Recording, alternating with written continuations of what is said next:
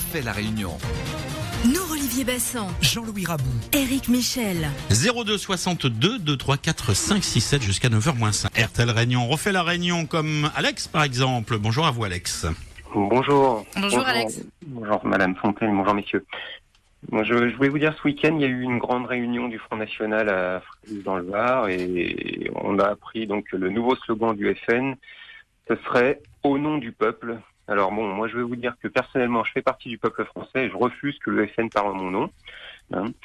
Et puis, il y a déjà un parti qui s'est approprié le fait d'incarner l'attitude républicaine, suivez mon regard. Alors je voudrais pas maintenant qu'il y ait un parti comme celui-là qui prétende incarner le peuple.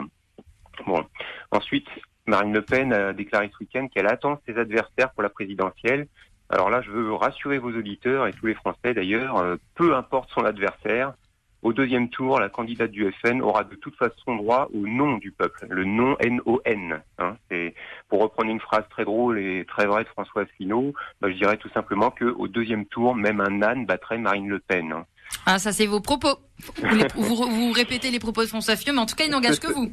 Oui, mais c'est une évidence. D'ailleurs, même un âne aussi battrait Monsieur Mélenchon. Hein. C'est d'un extrême à l'autre, mais c'est la même finalité. Le FN, c'est un pion qui est parfaitement consentant, qu'on pousse médiatiquement depuis une trentaine d'années, seulement pour neutraliser 15 ou 20% des Français dans une impasse. Et surtout, ça sert à salir et discréditer l'idée même de souveraineté et d'indépendance. Hein. Quand vous voulez en France qu'une idée n'émerge surtout pas, c'est très simple, vous la faites porter par le Front National. Comme ça, vous êtes tranquille. Tous les 80-85% des Français seront contre, par principe, pour s'opposer au FN. Voilà. Et pour s'assurer que le processus fonctionne, il faut l'entretenir. Hein, et c'est pour ça que il y a des dérapages constants de la famille Le Pen. Le FN, il est pas fait pour défendre le peuple français. Il est là pour prendre en otage une partie des Français crédules, et pour enrichir la famille Le Pen. Aussi, ça c'est sur l'aspect électoral, mais non, pas seulement électoral. Le FN est une machine à faire du cash pour la famille Le Pen. Oui, tout à fait. Oui, enfin, ils prétendent vouloir sortir de l'Union européenne alors que c'est leur principale source de revenus au FN. Hein. Donc, le FN, une fois pour toutes, je le rappelle, ne veut pas sortir de l'Union européenne. Hein. Aujourd'hui, ils commencent à dire, sous pression de l'UPR, qu'ils veulent renégocier les traités dans le cadre de l'article 50, donc on cite l'article 50, mais ils l'ont même pas lu, parce que l'article 50, il sert pas du tout à renégocier, il sert à sortir de l'Union européenne. Donc, s'ils avaient fait cet effort-là, ils n'oseraient pas proposer ça. Voilà, aujourd'hui, ils disent, comme d'autres, qu'ils veulent faire renégocier des traités. On ne renégocie rien du tout. Il y a un article des traités qui est l'article 48, je le rappelle, qui dit que les traités ne se modifient qu'à l'unanimité des États membres. Et comme il y a 28 États avec des intérêts divergents et contradictoires, on ne bougera pas une virgule des traités. Donc tous les élus, là, cette présidentielle, qui vont vous dire qu'ils veulent une autre Europe, plus sociale, plus solidaire, plus ceci, plus cela, qu'ils veulent renégocier les traités, qu'ils veulent un nouveau traité, qu'ils veulent une Europe à 2 vitesses, tout ça, c'est dans le même sac, c'est interdit. Ça ne marchera pas à cause de l'article 48. La seule solution, c'est de sortir. Alex, je suis tout à fait d'accord avec vous. Il y a un point sur lequel je diverge, et profondément.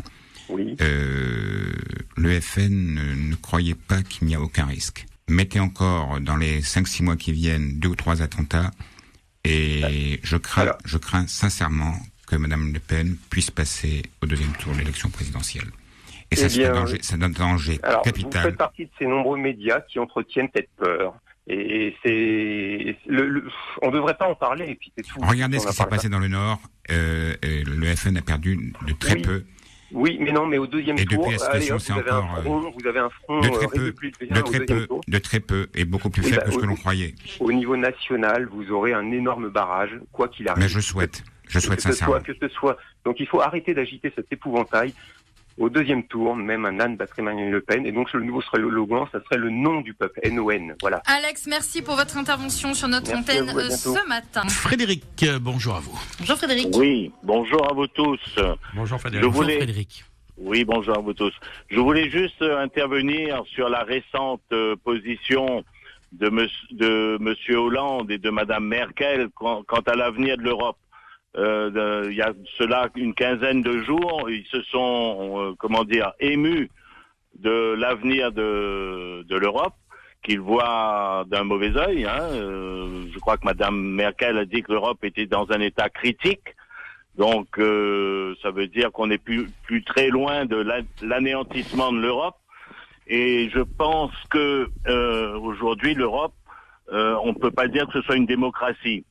Hein, quand il y a une dizaine d'années, on a essayé de faire on a demandé aux Français leur avis sur Maastricht et les Français étaient contre. Et on nous a refilé l'accord de Maastricht en douce et donc à l'insu de notre plein gré, peuple français. Et aujourd'hui, je m'aperçois également que les Anglais, ça personne n'avait vu venir, hein, que les Anglais, ils ont eu le courage de sortir de l'Europe. Et vous verrez bien, dans 1 an, dans 2 ans, parce que bien sûr, ça va leur coûter un petit peu, mais ça va nous coûter, nous Européens, beaucoup plus qu'à eux, parce que c'est quand même une grande puissance mondiale qui sort de l'Europe. Et je mets mon billet que dans 2 ans, dans 3 ans, on fera un état comparatif de l'état économique de la Grande-Bretagne par rapport à l'état économique de l'Europe. Et je prends date, et vous verrez bien. Et je crois que tout à l'heure, il y a un auditeur qui disait oui, Front National, il faut pas trop, même un âne voterait contre le Front National. Eh ben qu'il se méfie des ânes, puisque regardez en Autriche aujourd'hui, les partis d'extrême droite frisent des 50%. L'Allemagne, maintenant, il y a un mouvement de fond qui est en train de se faire jour. La Pologne est plus très loin de sortir de l'Europe, elle aussi, et vous verrez. Donc, quand Merkel et Hollande, aujourd'hui, subitement, ils s'aperçoivent de ça, c'est une grande nouvelle. Parce que si on change pas l'Europe, moi, je suis pas anti-européen, mais la manière dont ça tourne aujourd'hui, et on voit bien qu'on n'a plus les moyens de notre politique, hein, puisque c'est décidé en Europe, on vous dit faites ceci, faites cela, les normes, les niveaux de déficit, tout ça, tout est sous contrôle. On n'a plus les moyens de notre politique nationale. C'est tout ce que je voulais dire, que c'est étonnant que ces 2 grands dirigeants, les 2 principaux dirigeants européens, ont pris conscience que il y a un péril en la demeure. Voilà ce que je voulais dire. Frédéric, merci pour votre intervention. Voilà, intervention qui clôture ces appels de tous nos auditeurs ce matin. Je laisse maintenant la parole à nos chroniqueurs et puis à notre invité, Pierrot Dupuis, qui veut se lancer. J'ai beaucoup parlé déjà, je vais laisser nos chroniqueurs parler, puis j'interviendrai en dernier.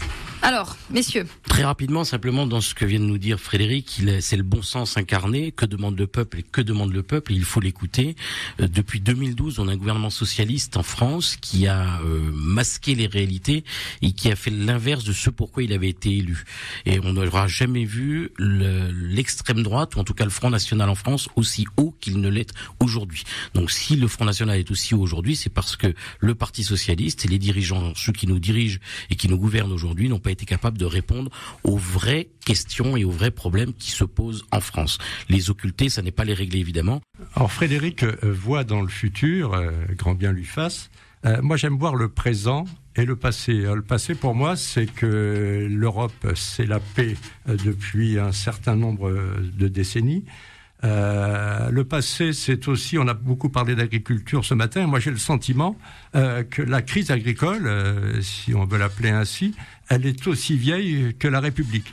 Moi, j'avais 10 ans, 15 ans, 20 ans, 25 ans. On parlait déjà de la crise agricole, on parlait du malheur des agriculteurs. Il est réel, mais ça veut dire que depuis une 50aine d'années, personne ne s'en préoccupe. On pourrait citer dans le cas Fernand Reynaud, qui déjà, il y a une 50aine d'années, a abordé la question. Mais Jean-Louis, on me dit, agricole était moindre.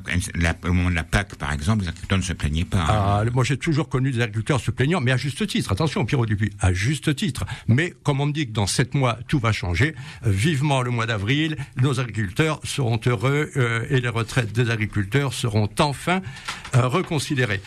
Pour le reste, Alex nous repris d'ailleurs par Frédéric. Frédéric dit il faut se méfier des ânes. Eh oui, Frédéric a raison.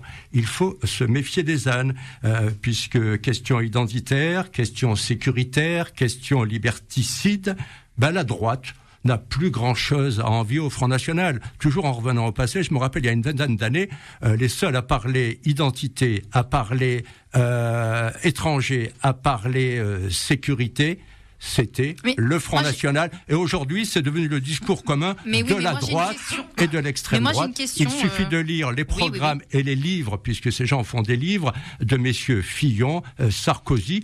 un peu moins Juppé, mais je veux dire, moi, j'ai juste donc méfions-nous en effet des ânes de la droite. Mais je suis d'accord avec vous, mais moi j'ai juste une question, Jean-Louis Raboud. Seriez-vous politiquement opposé à mon propos? Je ne suis pas opposé à votre propos, mais j'ai une question qui m'interpelle dans ce que vous dites. Vous dites question sécuritaire, liberticide, identité. Est-ce que ça veut dire qu'aujourd'hui, si on pose ces questions, il ne faut pas poser ces questions, est-ce qu'il faut les mettre sous le tapis, sans être d'aucun bord politique, sans être d'un bord politique quel qu'il soit?